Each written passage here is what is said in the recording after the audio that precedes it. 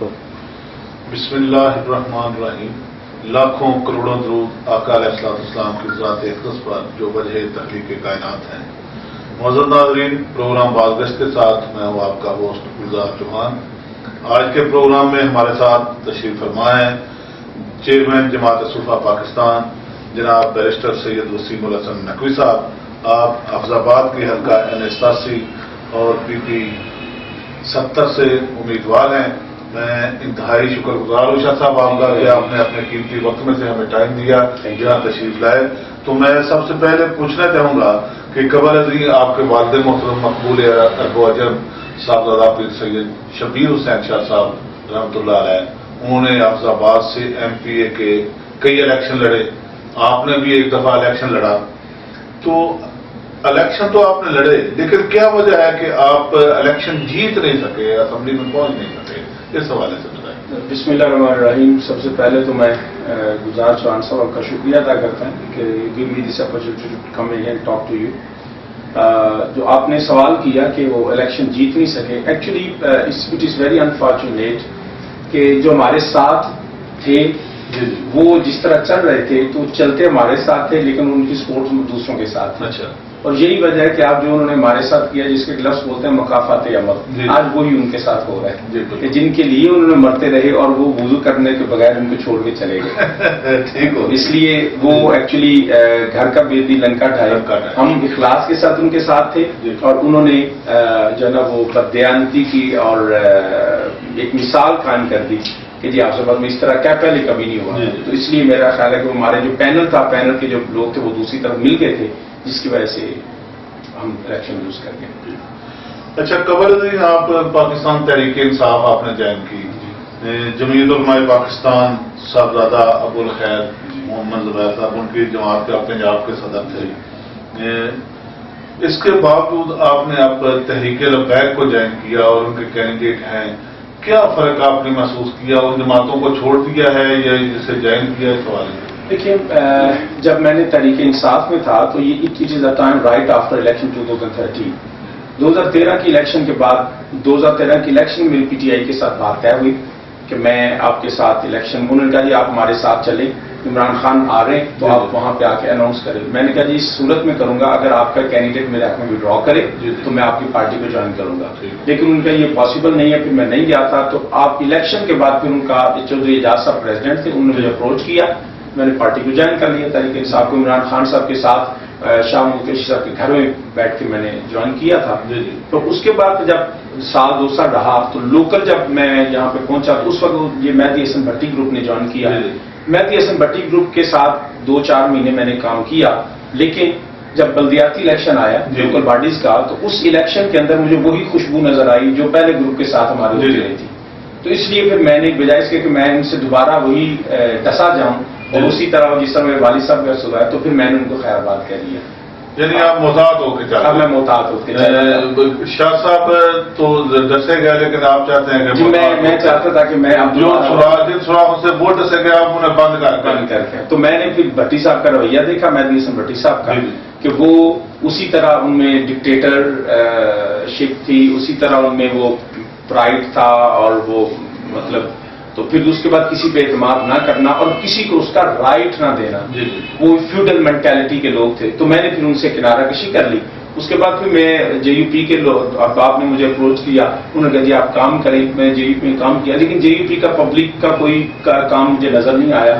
ایک جماعت تو تھی نورانی صاحب رحمۃ اللہ کی، لیکن پبلک میں ان کی کوئی انوالومنٹ نظر نہیں آئی، کوئی پبلک پالیٹکس نظر نہیں آئی. بس وہ بیٹھے ہیں، کھانا کھایا اور اس کے بعد یہ ہوگا وہ ہوگا، عملی طور پہ نہیں تھا. لیکن بہرحال بڑے اچھے لوگ تھے. تو میں نے پھر ادھر آ گیا. طریقے لبیک کا ویژن جو تھا وہ پاکستان میں 295C کا تحفظ تھا اور بالخصوص ختم نبوت کے حوالے سے تھا. تو 295C اور ختم نبوت پہ میرا خیال ہے کسی مسلمان میں اختلاف نہیں. ان کے طریقہ کار سے اختلاف ہو سکتا ہے، ٹھیک ہے، یہ طریقہ انہوں نے اپنایا یہ درست نہیں ہے، لیکن ان کے اس فکر کے ساتھ کسی پر اختلاف نہیں ہے. تو میں نے اس فکر کو سمجھتے ہوئے ان کے ساتھ میں نے اپنے تعلقات کو بڑھایا اور آج الحمدللہ ان کے ساتھ میرے اچھے ریلیشنز بھی ہیں. انہوں نے مجھے عہدے کی آفر کی، لیکن میں نے کہا کہ میں عہدہ نہیں لینا چاہتا.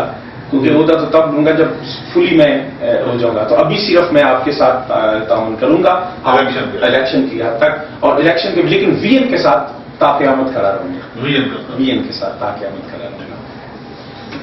ضلع حفظ آباد میں بننے والا آزاد سیاسی گروپ آپ کے ان کے ساتھ مذاکرات ہو گئے؟ جی میں اس سوال میرا آپ کے ان کے ساتھ مذاکرات ہو گئے, کیا وجہ ہے کہ اس گروپ کا آپ حصہ نہیں بن سکے؟ انہوں نے آپ کو نہیں لیا یا آپ نے ان کا حصہ بننا قبول نہیں کیا؟ پہلی بات یہ جی کہ یہ جو آزاد گروپ ہے اس کا بانی میں اور امان اللہ سندھو صاحب ہیں.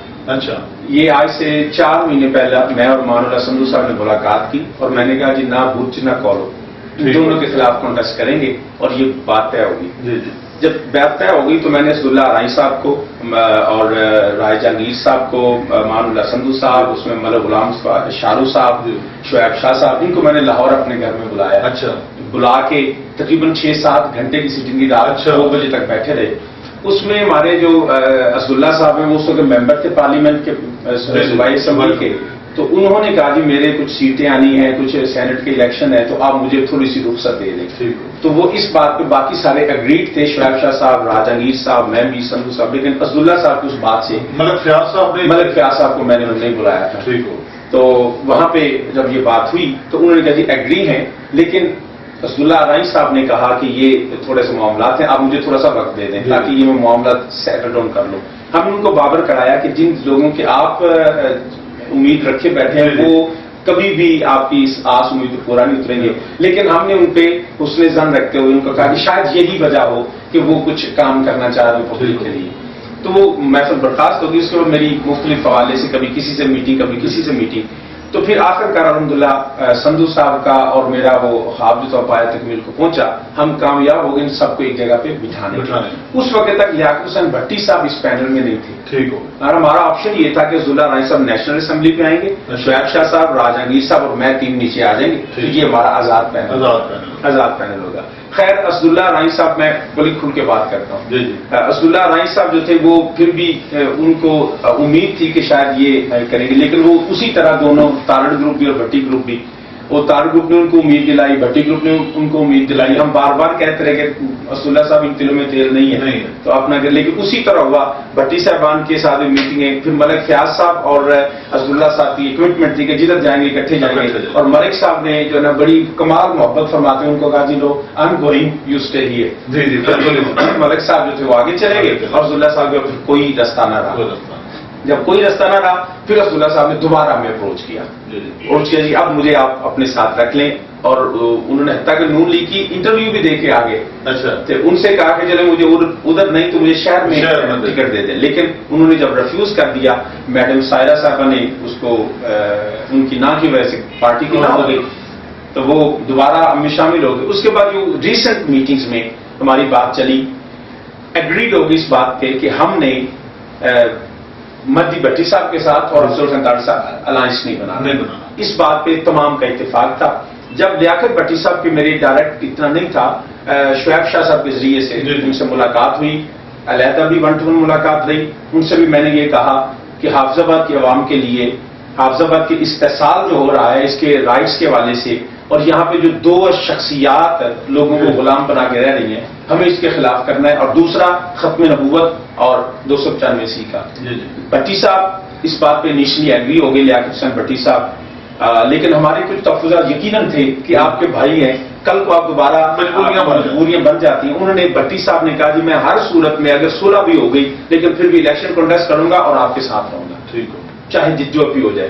جب طے ہونے کے بعد پھر گیگے میں میٹنگ ہوئی, اور اس میٹنگ میں سارے اس کا اتفاق ہو گیا. ریاست صاحب سے بھی, راجہ جہانگیر صاحب سے بھی یہ بات ہوگی. انہوں نے کہا جی جو بھی ہو جائے ہمارا دھڑا یہ رہے گا. بھٹی صاحب نے کہا جی میرا بھی دھڑا رہے گا. ہم نے کہا جی ہمارا دھڑا رہے گا. اب سچویشن یہ کریٹ ہو گئی کہ ہم 4 نیچے تھے.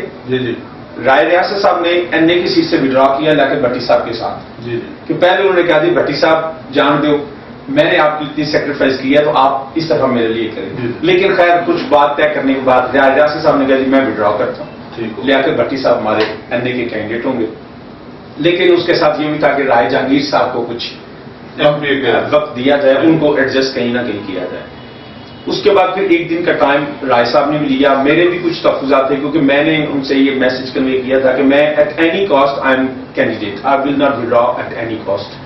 ہمیشہ میں نے ان کو میسج کنوے کیا. میں اسداللہ صاحب نے وہاں پہ کہا جی میں تیاری ہوں قربانی کے لیے. اچھا. شعیب شاہ صاحب نے مجھے یہ کہا کہ اگر ایسا ہو تو آپ میری سیٹ پہ آ جائیں پٹی بٹیا میں. میں نے کہا جی نہیں تھینک یو ویری مچ, اللہ آپ کو کامیاب کرے. میں افضل آباد کی سیٹ پہ ہوں, جی جی میں کنٹیسٹ کروں گا. ٹھیک ہو. اور جب میں نے کہا میں کنٹیسٹ کروں گا, خیر ایک دن کی بریک ہو گئی. کل رات کو میٹنگ ہونی تھی لیکن انفارچونیٹلی نہ ہو سکی. ابھی بھی ہم ان ٹچ ہیں اس وقت تک بھی. جی. اور میٹنگ آج رات کو ایکسپیکٹڈ بھی ہے کہ اس میٹنگ میں کیا طے ہوتا ہے یہ کوئی بات نہیں. کس کی قربانی ہوتی ہے یہ وقت بتائے گا, لیکن میں سیٹ کی قربانی نہیں دوں گا. آپ نہیں دیں. میں ہر صورت میں الیکشن لڑوں گا.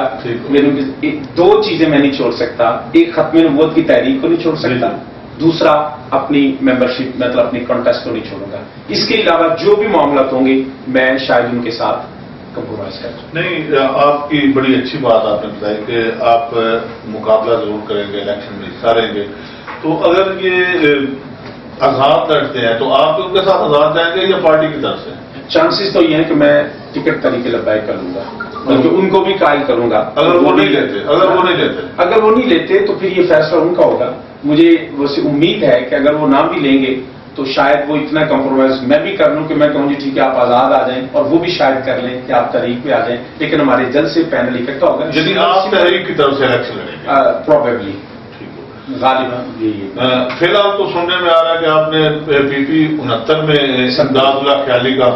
جی میں نے میرے پاس پورا پینل موجود ہے, اور پینل کے علاوہ میرے بڑی اسٹرانگ پرسنالٹیز ہیں جو میں اس کو ڈسکلوز نہیں کرنا چاہتا, جو بالکل تیار ہے. پی پی 71 میں جو آپ میں نے کہا اگر خدا نہ خواستہ ایسا ممکن نظر نہیں آ رہا, لیکن اگر پالیٹکس ہے, اگر کہیں جا کے مجھے لگا یا ان کو دوسرے احباب کو یہ لگا کہ ہم ساتھ نہیں چل سکتے, تو پھر اگر مجھے اکیلے الیکشن لڑنا پڑا تو میں اکیلے نہیں لڑوں گا. 4 سیٹوں پہ میرے پاس بندے ہیں, درخواستیں ہو چکی ہیں. اچھا ٹھیک ہے نا جی. اور میں پھر سارے جو ہے نا وہ طریقے لبیک سے لڑیں گے. اگر ہمارا جو زیادہ چانس یہ ہے, مطلب مجھے کیونکہ مجھے ان پہ اعتماد ہے.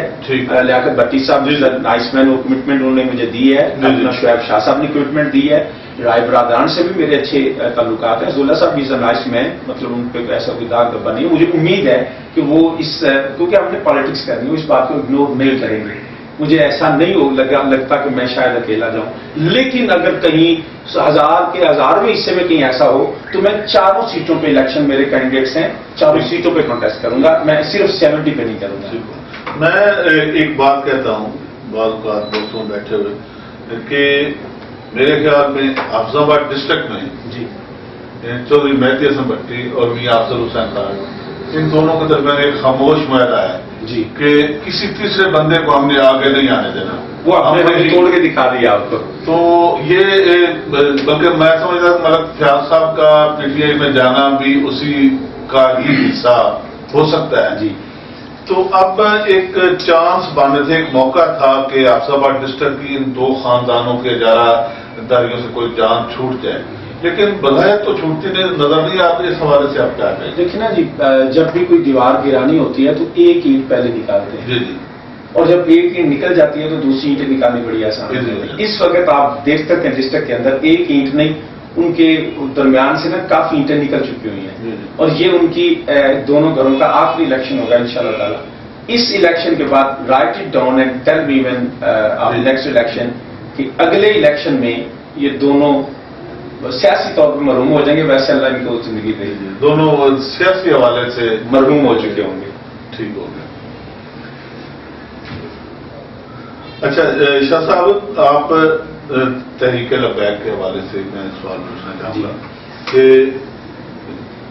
دینی و مذہبی جماعت ہے تحریک لبیک پاکستان, سیاسی حوالے سے بھی ہے, تو دیگر پاکستان میں جو مذہبی اور سیاسی ایک اتحاد ہے MMA, اس کا حصہ تحریک لبیک پاکستان کیوں نہیں بنتی, یا اس سے کوشش نہیں کی, یا انہوں نے ملایا نہیں؟ بڑی کوشش ہوتی رہی. اہل سنت کی جو تھی تنظیمات, ان کے میٹنگز ہوئی, میں اس میں میٹنگ میں پارٹیسپیٹ کرتا رہا ہوں. جو نظام عثمان محاذ کے نام سے وہ معرض وجود میں بھی آئی.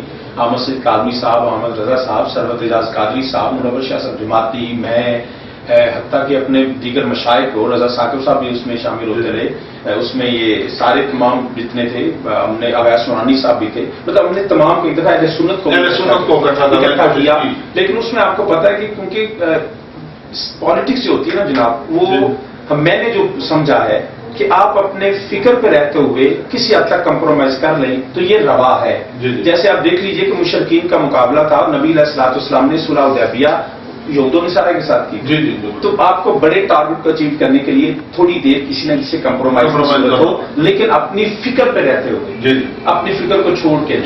تو اسی طرح میں نے ان کو یہ پرپوزل دی تھی کہ آپ برائے مہربانی اتحاد کر لیں اور کسی کے ساتھ الائنس کریں، لیکن انفارچونیٹلی اگر نہ ہو سکا تو اب کسی نہ کسی طریقے سے اسمبلی میں پہنچی، چاہے ادھر سے دائیں سے بائیں سے، کیونکہ اسمبلی میں پہنچنا سب سے زیادہ ضروری میں سمجھتا ہوں. تو وہ متحدہ محاذ میں ہمارے کچھ دوستوں کے تعلقات بڑے بھی آگے، اور کچھ ہو سکتا ہے کوئی پی ٹی آئی سے اور پیپلز پارٹی کے پلیٹ فارم سے کچھ پالیٹکس میں آگے چلے جائیں، کیونکہ مذہبی حوالے سے جو ہم افراد ہیں، انفارچونیٹلی میں خود ایک ریلیجس بیک گراؤنڈ سے ہوں، لیکن اس کے ساتھ ساتھ میں نے دنیا کے بہترین کالج یونیورسٹی میں پڑھا ہے. مذہبی فکر کے جو ہمارے احباب دوست ہیں بڑے مقدس ہیں، بڑے محترم ہیں، بڑے متقی ہیں، لیکن ہر ایک میں پولیٹیکل ویژن نہیں ہے. لیکن اس پولیٹیکل ویژن کا نہ ہونا ان کو پیچھے رکھے ہوئے. اس کے لیے ایک براڈ مائنڈیڈ چاہیے. لبرلزم جو اسلام کا لبرلزم ہے، جو ریئل لبرلزم ہے اور انلائٹنڈ اسلام ہے، انلائٹنڈ مین دا ریئل جو انلائٹنڈ کانسیپٹ ہے، وہ آگے لے کے چلنا چاہیے. ہمارے کچھ کیونکہ معاملات ایسے ہوتے ہیں، تو اس لیے میں نے آپ دیکھ لیجیے آفز آباد کے اندر میں طریقہ لبیک جیسی جماعت کا کینڈیڈیٹ بنتے ہوئے بھی میرے آزاد مذاکرات بھی ہو رہے ہیں اور میں معاملات آگے چلانا بھی چاہ رہا ہوں. ٹھیک ہے نا، اس لیے کہ یہ طریقہ ہے. پالیٹکس کے اندر ایسے جمود نہیں آتا، جس کے اندر کھلے دروازوں کے ساتھ آتے ہیں، اور میرا خیال آگے چلنا چاہیے. ان کی جو جماعتیں، مذہبی جماعتیں، اس کے بعد مجلس عمل بھی بنی ہے، لیکن مجلس عمل کے بھی کچھ لوگ کسی کے ساتھ منسلک ہیں، فضل الرحمان صاحب ہیں اور سراج الحق صاحب ہیں. تو اس لیے پھر میں ویسے بھی یہ نہیں چاہتا، میں اکثر جملہ بولا کرتا ہوں کہ مذہب میں سیاست نہیں ہونی چاہیے، لیکن سیاست کو مکمل مذہبی ہونا چاہیے. تو میں اس لیے مذہب کے اندر سیاست نہیں کرتا، لیکن سیاست کو مذہب کے طور پہ لیتا ہوں. شاہ صاحب 2018 کا الیکشن ہے، آپ پی پی 70 سے ون کر جاتے ہیں انشاءاللہ اللہ کے فضل. تو حافظ آباد کے ون کرنے کے بعد حافظ آباد کیسا نظر آئے گا؟ میں جی دیکھیں، میں یہ اٹے روڑے لوانے کی تو یہ ایم پی نہیں بنوں گا. یہ کام ہے بلدیات میں، ان کو ایکٹیویٹ ضرور کروں گا، ان کی سپرویژن کروں گا، ان کو میں بالکل کہوں گا کہ یہ کام ہونے والے ہیں. لیکن basically what's the jobs as a member parliament, the first job is this, you are a member of legislative assembly. بالکل. سو اس قانون سازی میں آپ کا کردار کیا ہے؟ بدقسمتی کے ساتھ ہمارے جتنے اس وقت ہیں، ملک فیاض صاحب ہیں، ہمارے ڈاکٹر مظفر صاحب ہیں، انہوں نے 10 سالوں میں کبھی ایک دفعہ پوائنٹ آف آرڈر پہ کوئی پوائنٹ ہی ریز کیا ہو. How can they be representative of Hafizabadi people, کہ جن کو بات لیجسلیٹو اسمبلی کے اندر کیا انہوں نے لیجسلیشن کی ہے؟ ڈاکٹر مظفر صاحب نے تو پریس کانفرنس میں کہا کہ میری تقریریں اٹھا کے دیکھ لیں. وہ تقریریں یہ ہوتی تھی جناب چودھری صاحب میں آپ کے ساتھ رہوں گا، آپ نے بڑی خدمت کی ہے، آپ کا یہ کام بڑا اچھا ہے. اسمبلی میں جو تقریر، اسمبلی میں تعریف کیا کرتے ہیں. تعریف میں اور تقریر میں بڑا فرق ہوتا ہے. آپ ان کی اٹھا کے دیکھ لیجیے. اچھا. کہ یہ تعریف کرتے رہے ہیں اپنے باس کی. اچھا. یہ تو اس حد تک ہے کہ 2000 میں مطلب انتہائی کمزور آدمی، ڈاکٹر صاحب میں بڑی عزت کرتا ہوں، میرے بڑے بھائیوں کی طرح ہے، لیکن ایز اے پولیٹیشین میرے وہ رائیول ہیں اس وقت. ڈاکٹر صاحب کے جتنے اچھے ڈاکٹر ہیں اتنے ہی دوسری طرف دیکھیں تو میں سمجھتا ہوں کہ سیاستدان ہے نیگیٹو مارکس میں. کیوں کہ دیکھیں نا، میں نے آپ کے ساتھ آج ملنا ہے، میں پھر اس حد تک جاؤں نا جس حد تک یہ ہماری بدقسمتی ہے کہ پہلے تم کو کافر اور یزید کہہ رہے اور پھر ایک لمحے میں جو ہے نا وہ کہیں گے یہ مجھے صرف یہ ڈاکٹر صاحب بتا دیں کیا یہ یزید حسینی ہو گیا کہ یا خود یہ یزیدی ہو گئے. دیکھیے نا کانسیپٹ ہوتا ہے، میرا کانسیپٹ ہے کہ میں نے ختم نبوت کمپرومائز نہیں کرنا. نون لیگ کے ساتھ مجھے آفر ہوئی ہے، ڈاکٹر صاحب سے پہلے میرے پاس انہوں نے بندے بھیجے ہیں، میں نے ان کو فلیٹلی ریفیوز کیا کہ والد صاحب کے ساتھ 2 دفعہ دھوکا ہوا، شاید میں اس پہ کمپرومائز کر لیتا، لیکن ختم نبوت کی تاریخ پہ میں نون لیگ کے ساتھ نہیں چل سکتا. کیا آپ نون لیگ کو چھوڑ کے میرے ساتھ آزاد آنا پسند کریں گے؟ یعنی آپ کے ساتھ نون لیگ کی مقامی قیادت نے رابطہ کیا؟ جی کیا، ڈائریکٹ نہیں کیا. میرے پاس کسی وائس سے بندے آئے اچھا، اور ان کے بڑے قریبی بندے آئے. آپ نے کہا تھا؟ میں نے ان کو کہا جی میری ایکچولی ختم نبوت ہے، نون لیگ ختم نبوت کی غدار ہے، جی جی، یا آپ اس کو کلیئر کریں، پارٹی چھوڑیں تو پھر میرے سے آپ بات کریں. اگر اسی پارٹی میں رہیں گے تو میں نہیں ہوگا، کیونکہ میرا مقصد صرف جیت کے ڈھول بجانا نہیں ہے، میرا ایک ویژن ہے، اور میں اس ویژن پہ قیامت تک بھی، یہ تو ہو سکتا ہے کہ میں بندے کو دیکھیں، لیکن جو ویژنری میرے آئیڈیالوجیکل میری اگینسٹ ہوگا، آپ وسیم الحسن کبھی اس کے ساتھ نہیں دیکھیں گے. جو مشائخ نون لیگ کے ساتھ ہیں جی، اس حوالے سے آپ کیا کہیں؟ میں ان کی عقل پہ ماتم کر سکتا ہوں. میں پہلے مجھے بڑا دکھ ہوتا تھا کہ اتنے بڑے بڑے لوگ ہیں اور یہ لوگ بیٹھے ہوئے ان کے ساتھ. پھر جب میں نے تاریخ کربلا پڑھی نا جناب چوہان صاحب، تو اس میں حضرت صاحب نبی وقاص کا بیٹا اتنے ساتھ قاتلوں میں تھا. تو اگر صاحب اتنے بڑے صحابی کا بیٹا قاتل ہو سکتا ہے تو یہ تو اوقات ہی کوئی نہیں تھی. یہ جھکنے والے یہ وہ لوگ ہیں، تو نے حق چھوڑا ہے اندیشہ غربت سے. فقط سوچتا ہوں کہ اس بات سے دل دہل جاتا ہے کہ اب تجھ کو اس سے بھی نتی آگاہی، رزق تو اس دار میں کتوں کو بھی مل جاتا ہے. ان کو اپنی پتہ ہی نہیں ہے کہ ہم کیا کر رہے ہیں. دیکھیں تمام معاملہ کمپرومائز ہو سکتا ہے، لیکن مرتے دم تک بھی آپ کا یہ جماعتیں، یہ سیاست، یہ ساری چیزیں بعد میں ہمارا ایمان پہ جائے. اور ختم نبوت وہ ہے جس کے لیے جنگ یمامہ کی گئی، جس کے لیے 1000 سے زائد صحابی جو حافظ قرآن کے شہادت ہیں، مسلمہ کذاب کے ساتھ امن ہو سکتا تھا. جی جی بالکل. لیکن یہ 1400 سال کی تاریخ کے ساتھ ہماری بددیانتی، میں نہیں سمجھتا یہ بدبخت لوگ ہیں، اس کے سامنے کچھ نہیں کر سکتے. شاہ صاحب ابھی تو الیکشن کا وہ ماحول نہیں بنا، عید کے بعد جو عید کے بعد بنے گا، اور مجھے نظر آ رہا ہے کہ بھرپور جلسے ہوں گے، اور وہاں سید وسیم الحسن نقوی بھرپور اور پرجوش انداز میں خطاب کر رہے ہوں گے، اور جب ختم نبوت کے حوالے سے خطاب کریں گے تو جو سننے والے ہیں وہی سامعین، جب غیرت ایمانی جاگتی ہے تو غازی علم دین بنتے دیر نہیں لگتی، کوئی بھی بن سکتا ہے. تو کیا حالات ہوں گے؟ نون لیگ بھی جلسے کرے گی، اوپن معاملات ہوں گے، کیسے؟ پہلی بات تو یہ ہے کہ میں 2 باتیں کروں گا. جی جی. کہ آپ نے کبھی چوہے کو دیکھا ہے؟ وہ جب پھنستا ہے نا کھڑکی میں، جی جی، تو اس کے آگے ایک ٹکڑا پڑا ہوتا ہے روٹی کا، بالکل، وہ بیچارہ اس کو پکڑنے جاتا ہے، پھنس جاتا ہے. یہ جو اس وقت میرے مد مقابلہ ہے، یہ بیچارے اس چوہے کی طرح پھنسے ہوئے ہیں نون لیگ میں. جس طرح ان کو ایک ٹکڑا نظر آ رہا ہے، کبھی وزارت کا، کبھی میموری کا. تو میں یہ نہیں سمجھتا یہ بیچارے اس لالچ میں پھنسے ہوئے ہیں. یہ خود میں نہیں سمجھتا کہ یہ نعوذ باللہ یہ واجب القتل ہے. یہ بڑے محترم ہے، ٹھیک ہے نا. میں ان کو کبھی اس طرح اگنائٹ بھی نہیں کروں گا قوم کو، اور پرووک بھی نہیں کروں گا. پاکستان میرا ملک ہے، حافظ آباد میرا شہر ہے. میں کسی حوالے سے بھی ایسی انتخاب پسندی کا میسج نہیں دوں گا. لیکن اس کے ساتھ ساتھ میں یہ ضرور کہوں گا کہ ان کو شعور ضرور حافظ آباد کے عوام کو دوں گا.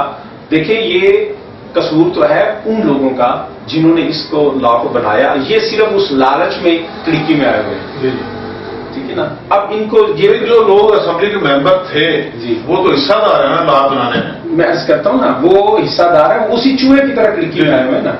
اب پھر وہی لوگ امیدوار ہیں. یہ امیدوار ہیں. یہی تو قوم کو بتانا ہے کہ ایسے لوگوں کو جن کا اپنا ویژن کوئی نہیں ہے، جن کا سب کچھ اقتدار ہے، دولت ہے، ان کے ساتھ نہ چلو. میرا نعرہ یہ ہوگا حافظ آباد کے عوام کے لیے، فری حافظ آباد فرام دا سلیوری.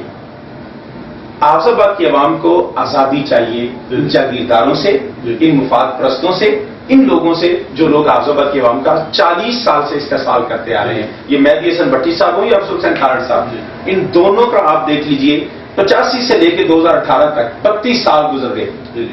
کبھی یہ رہے کبھی 32 سال میں اگر حافظ میں تبدیلی نہیں آئی تو یہ جھوٹے نہ دے کے کوئی تبدیلی نہیں لا سکتے. حافظ آباد میں ان دونوں کا ناگزیر ہو چکا ہے تیسرے ویژنری پیپل کا سامنے آنا، اور نظریاتی لوگوں کا اور صحیح خدمت گاروں کا. اٹا روڑے لوانا یہ کیا خدمت ہے؟ یہ ٹف ٹائل لگ گئی ہے جی، وہ کہتے ہیں شہن سے تعمیر و ترقی ہے. یہ کون سا کام ہے؟ یہ کام تو ہمارے دیگر اداروں کا ہے. ان کا تو یہ کام ہے. اٹا روڑے ٹفن میں اپنے پیسے سے لگوائے ہیں کہ 1 لاکھ اگر آیا ہے تو 50,000 لگوا کے 50,000 کھا گئے. یہ کون سے انہوں نے کام کیا ہے؟ جو اصل کام تھے وہ ان کو پتہ ہی نہیں ہے. اور ہماری قوم کو یہی آزادی فکر دینی ہے حریت فکر کے علمبردار بن کے خدا کے لیے اب ان بہروپیوں کے جھانسے میں نہیں. آپ صاحب بات کے لیے کوئی میگا پروجیکٹس جو آپ کے ذہن میں ہو، آپ چاہتے ہو کامیاب ہونے کے بعد وہ لے کے آئیں گے؟ جی میں بنیادی طور پہ دیکھتا ہوں کسی بھی قوم کو، میں 10-12 ملکوں میں گیا ہوں، 3-4 سال میں لنڈن میں زیر تعلیم رہا ہوں، وہاں پہ جاب بھی کرتا رہا ہوں. میرے نزدیک کسی قوم کی ترقی کے لیے سب سے پہلے تعلیم ضروری ہے. جی my vision is educate the nation.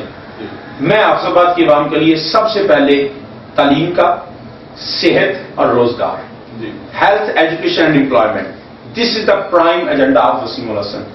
جب تک تعلیم نہیں ہوگی، اب ہمارے آفس آباد میں ہزاروں کی تعداد میں بچے، میں خود پڑھتا رہا ہوں، لاہور میں جاتا رہا ہوں، میں اس وقت گھر سے خرچہ لیتا تھا. آج اگر میں اس وقت 5,000 لیتا، 20,000 خرچہ ہوتا ہے وہاں پہ رہنے کا لاہور میں. سینکڑوں بچے، ہزاروں کی تعداد میں ابھی بھی ان کو لاہور جا کے پڑھنا پڑے. تو ان 40 سال کے حکمرانوں کو شرم آنی چاہیے کہ مزدور کے خود ان کے بچے کہاں پڑھتے ہیں اور مزدوروں کے بچے کہاں پہ رہ رہے ہیں. ان کے لیے بنیادی تعلیم نہیں ہے. انہوں نے اگر کی ہے جی بڑے اسکول بنائے، صرف وائٹ واش کیا اسکولوں، نہ تعلیم ہے، نہ ٹیچرز ہے، نہ انفراسٹرکچر ہے وہاں. تو تعلیم، اور جو بچے تعلیم حاصل کر لیں، ہمارے آفس آباد کے فیصل آباد، گجرانوالہ، پنڈی، کراچی، دنیا جہاں میں پھر رہے ہیں ڈگریز کے. آفس آباد میں ایک فیکٹری تک نہیں ہے، آفس ورک کی کوئی نہیں آفس آباد میں. بڑا کریں گے رکشا چلائیں گے، ریڈی لگائیں گے، جن کو زیادہ کرے گا 4 پیسے ہوں گے تو وہ پاور لومز کا کام کریں گے. تو یہ وہ تعلیم یافتہ لوگ کدھر جائیں گے؟ حافظ آباد کے بچوں کے لیے حافظ آباد میں جاب کا ہونا بڑا ضروری ہے. تعلیم کے بعد یہاں امپلائمنٹ کا کام کروں گا، اور اس کے ساتھ صحت کا، کہ یہاں کی جو ہاسپٹل کی حالت یہ ہے کہ صرف انہوں نے رکھا ہوا ہے لاہور کا رستہ دکھانے کے لیے کہ آپ جائیں جی، وہ اشارہ لگے جی ادھر ہے لاہور، وہ ڈاکخانے کا بالکل. تو یہ ہاسپٹل نہیں ہے، یہ تو لائک اے پوسٹ آفس کہ just direct the people go to Lahore. تو یہ ان کی کارکردگی ہے. میرا پرائم ایجنڈا تعلیم، صحت اور روزگار ہوگا، اور حافظ آباد کے لوگوں کو باعزت فکر دینا کہ یہ تمہارا ظلم کرتے ہیں اور تمہیں شعور بھی نہیں آتا. لوگوں کو یہ بتانا کہ تم ایک عزت دار ہو. افضل حسین کی بیٹی میں اور ایک عام ریڈی والی کی بیٹی میں کوئی فرق نہیں ہے. ایک تمہاری عزت اور وقار ایک ہے. تمہیں کوئی جتنی اس کو سہولیات ہونی چاہیے. میں نے انگلینڈ میں رہا ہوں، میں اپنا یورپ کے ملکوں میں گیا ہوں، میں حتیٰ کہ ایسٹ اپنا سینٹرل ادھر مڈل ایسٹ میں گیا ہوں، کہیں میں نہیں دیکھا. لنڈن کی ان کا کیپٹل ہے، لنڈن سے آپ جو ہے نا وہ ڈیوزبری چلے جائیں، ایک دور افتادہ ان کا ایک علاقہ ہے، لیکن جو سہولیات لنڈن میں ہیں وہ صرف فرق یہ ہے کہ پارلیمنٹ لنڈن میں، وہاں پہ پارلیمنٹ نہیں ہے. باقی بنیادی سہولیات لنڈن کے، انگلینڈ کے ہر گاؤں میں موجود ہیں. یہاں پہ یہ ایک جیسی ہیں. یہاں پہ گورنمنٹ نے یہ کیا کہ جناب جو سہولیت لاہور میں ہے پورے پنجاب میں کہیں نہیں.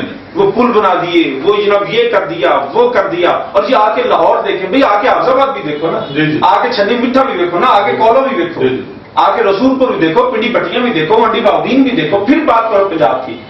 لاہور آ کے دیکھو، لاہور آ کے دیکھو. اس طرح تو ہر بندے نے کیا ہوتا ہے کہ باتھ روم کچن گندا ہوا ہوتا ہے تو ڈرائنگ روم بنا کے لوگوں کو امپریس کر کے رشتہ لے لیں گے. یہ تو انہوں نے وہ کام کیا ہوا کہ جیسے وہ ہوتا ہے نا، وہ خون سے خسرے ہوتے ہیں تو ان کو میک اپ کی زیادہ ضرورت ہوتی ہے.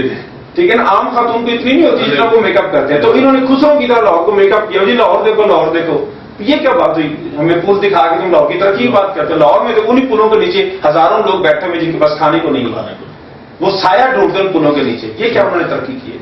پھر جو ظلم انہوں نے کیا کہ 2.25 کھرب روپے انہوں نے جس اورنج ٹرین پہ لگایا، حافظ آباد کے لیے 10 ارب کا فنڈ کافی ہے. 2.5 لاکھ بندے کے لیے 2.25 کھرب. تو وہ 2.25 کھرب پنجاب کے 36 اضلاع پہ لگا دیتے، یہ تینوں چیزیں وہاں پہ حاصل ہو سکتی تھی.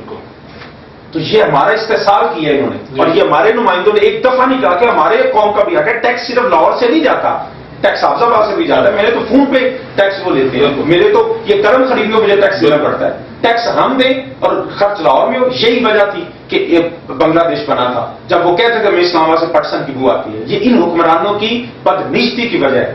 یہ قرآن کہتا ہے کئی لاجپورت دولت کا بین الاغنیاء منکم. دولت کی تقسیم اصل میں اور وسائل کی تقسیم جو ہے یہ برابر ہونی چاہیے. یہ ان کے لیے جہاں ان کی بیوی رہتی ہے وہاں پہ راتوں رات پل بن جائیں، اور جہاں غریب کے بچوں کے لیے کھوتی ریڈی پہ جا کے ان کو وہ ہاسپٹل دلے کے جائیں وہ کہ لوٹ لے جائیں. یہ کیا انہوں نے ترقی کی ہے؟ اور اس میں ہمارے نمائندے اس مجرمانہ خاموشی میں شامل ہیں. کبھی انہوں نے اپنے حق کی بات نہیں کی ہے. ناظرین، آپ نے گفتگو سنی سید وسیم الحسن نقوی صاحب. یہ انشاءاللہ انٹرویو کا سلسلہ جاری رہے گا. یہ قائم انہیں ہم تکلیف دیتے رہیں گے. یہ ہمارے ساتھ آئیں گے. انہی الفاظ کے ساتھ اجازت چاہوں گا. Thank you. اللہ حافظ.